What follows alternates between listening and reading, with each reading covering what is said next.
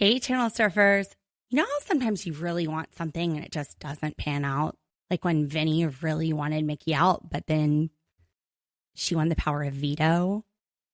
Or like when I really wanted an exciting Power Week of Big Brother and we got Vinny for HOH. Well, let's hope that doesn't happen tonight. Tonight is Thursday night, live eviction. Ava, Kelly, and Kat are facing eviction. We'll have the BB Blockbuster, and I'm just crossing my fingers, toes, bra straps, whatever I can cross. Ava, you better stay in this game, girl. Big Brother, season 27, episode 24. Let's watch.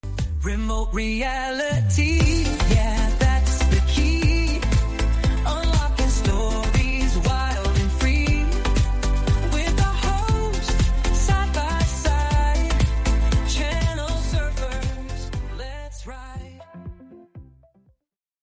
I'm about to start off with the most lawyer dorky rant. Julie says that Vinny is Chief Justice of the Judges Alliance and that they're handing out sentences. Now, judges do hand out sentences. Justices sit on an appeals court and review the sentences of the lower court to decide whether or not it complies with the law. So if he's Chief Justice, technically he's the head of the other justices on the appeals court. Are they appealing to him? Well, it seems like Rachel did this week. She's not on the block. All right, that was stupid and cheesy. I digress. And Vince's decision to put Kat up has left a trail of tears in its wake, including Vinny's. There's been a trail of tears this entire game.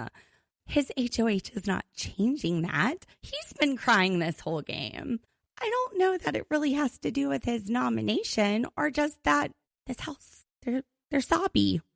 They're soppy little housemates. Or maybe Vinny found out that Kat wants to pluck out all his mustache hairs with a pair of tweezers, one at a time. Yeah, that would be okay to cry, Vinny. I don't know. Is this going to be a crazy up? Do I need to get a box of tissues? No, I'm good. Rachel Riley, you are a smart player. You're like the Matrix over here, just dodging bullets. I think you played an excellent social game to keep yourself off the block this week. Not only that, but you also realize you need to keep your eyes open on Vinny. You know what he was plotting. He was talking a little too much jibber jabber. And if they're playing a week to week game, I promise you Rachel's playing a week to week game as well. It's just not a week to week game. Vinny, he's crying in his nachos because he can't have an HOH where everybody's happy. Maybe he should go take notes from Ava. And speaking of a little too much blabby, Ashley is talking to Kat and telling her, you know what, it's fine. We'll get Kelly out.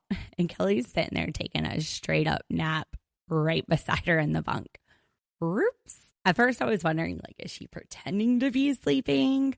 I think she might have actually been snoozing. Kat feels good if she's against Kelly, but she doesn't feel that confident against Ava. She doesn't think she has the votes if it's Ava. And Lauren, who has the final two with Vince, is really confused. Why would he nominate Kat instead of Rachel? Well, Lauren, it's because you can't trust Vince.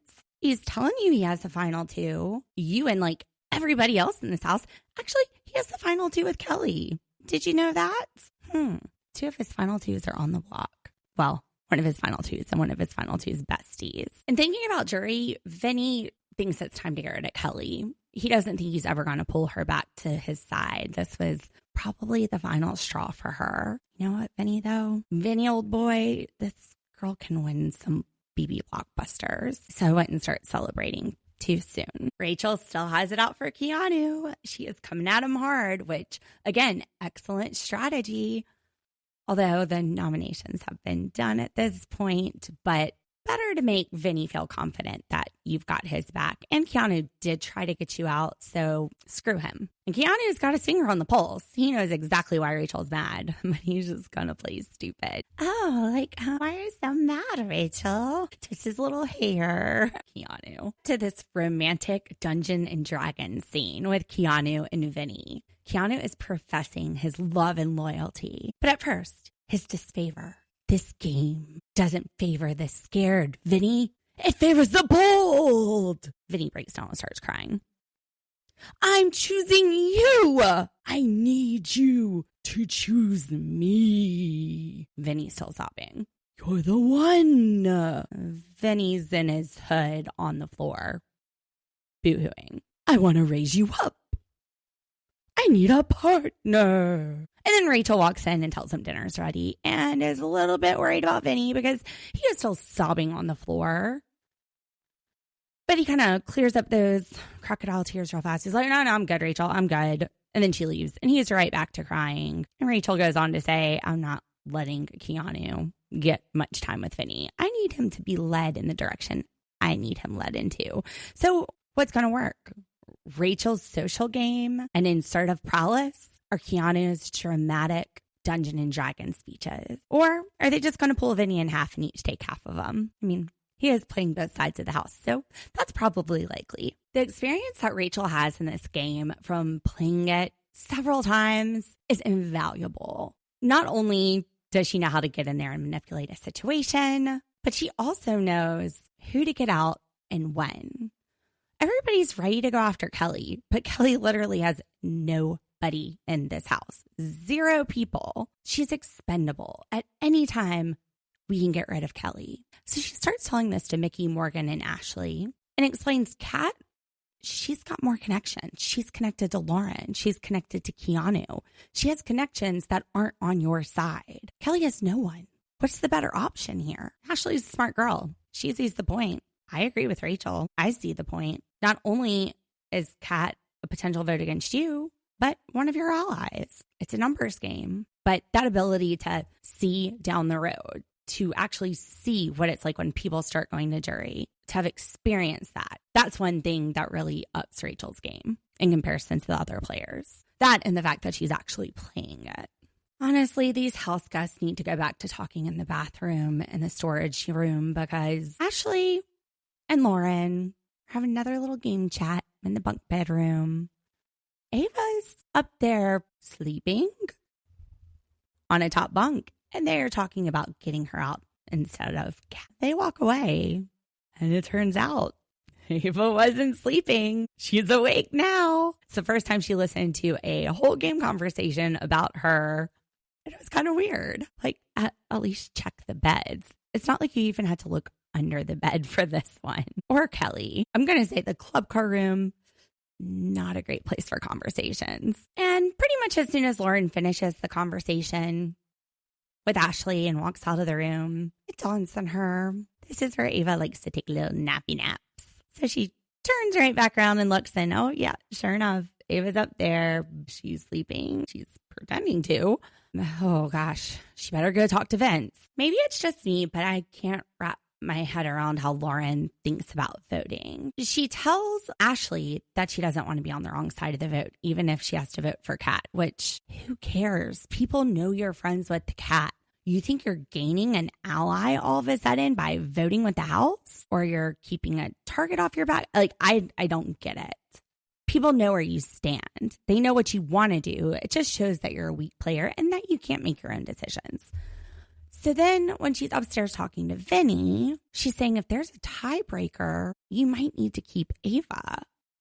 Because Ava just overheard this whole conversation. And Vinny's going, oh yeah, I don't want Ava to target you, Lauren. So I might need to keep her.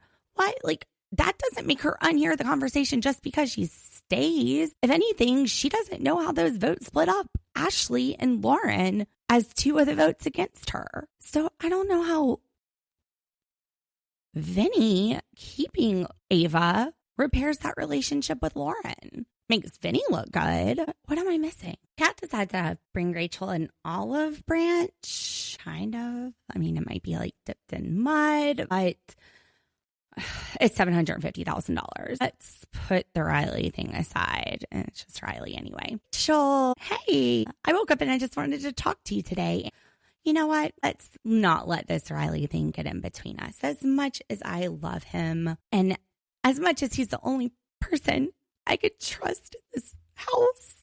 And then she starts crying. Of course, the cry game. Surprisingly, Rachel is not annoyed with the crying. I was just thinking, are you serious? Like, let your words speak for yourself. Use your tears. But Rachel think she could trust Kat potentially and bring her over to her side more so than she could bring Kelly. And I have to say, Kat was pretty convincing, but I don't know that Rachel really could trust her. I just think Kat played a good game there. So the BB Blockbuster is this board with a little red pearl, and you have to roll it around a maze and let it hit the white targets, and then it just like falls into the hole when it should. And whoever does it first wins. Congratulations, champion of the BB Blockbuster, Kelly. Kelly wins it. So now we've got Ava up against Catherine. And please, universe, let Ava stay. Do not get rid of my girl. If Vinny's HOH gets rid of Ava, that would actually be a huge move. But this is the scaredest I've been during a live eviction. I feel like Ava can come out with the vote. As far as the speeches, Kat's speech at first starts out a little rough. She points out how she was close in the game to beating Kelly, the like Blockbuster champion, which you don't really want to be with somebody that's good at the Blockbuster on eviction night. But then she goes and flips it around and she goes, if you're up against Ava, you're in the same boat I am. Everyone loves her and you're probably the one going home, which that's true too. So on one hand, you have Kat who might win the Big Brother Blockbuster, didn't do it this week. Or you have Ava who right now looks like a guaranteed vote against you. Good argument, Kat. I mean, if I wasn't convinced that the house had already made up their minds, that might have worked. The only consideration that maybe you're not considering is jury. If Ava has a good relationship with you, you want her in jury. And you don't have a good relationship with everybody in the house. So everybody is going to be thinking, oh, Ava is a vote for me, even though obviously she can only vote for one person. But with you, there's going to be people in the house that know it's not going to come down to them in the votes. Like Rachel, even though you're not mad about Riley, she is probably certain that she's not getting your vote if you're in jury. And Ava's speech was classic Ava. Thanks, Mom, Dad, for making me born. Kat, you're tough as nails and awesome.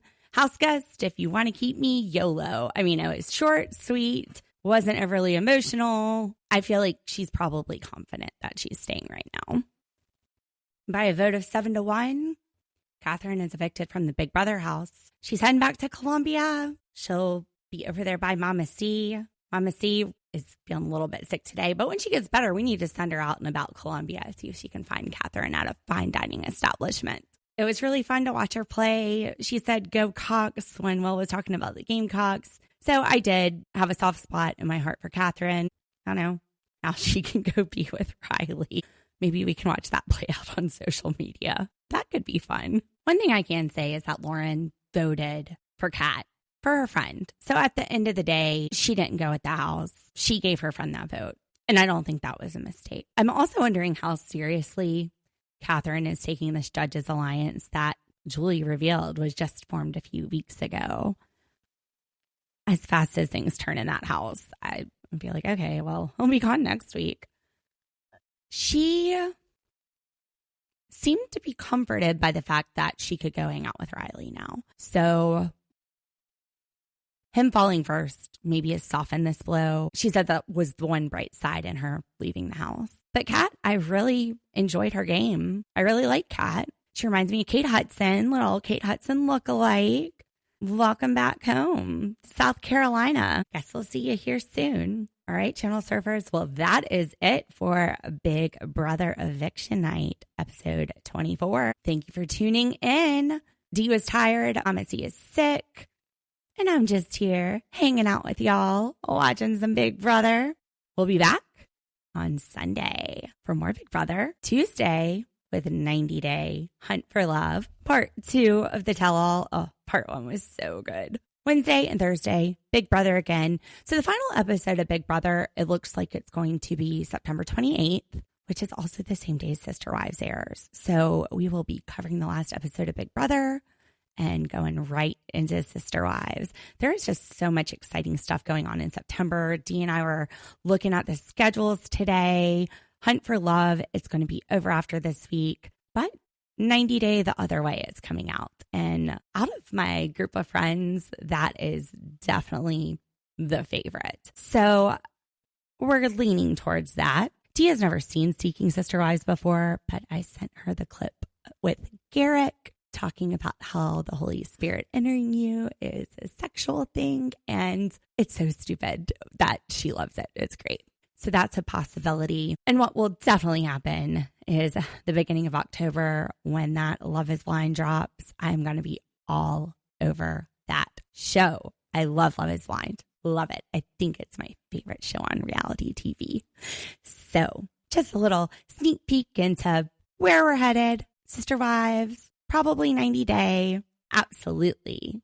Love is Blind. I'm just really excited about this lineup. We'll see you next week. Good night, Channel Surfers. Let's rock.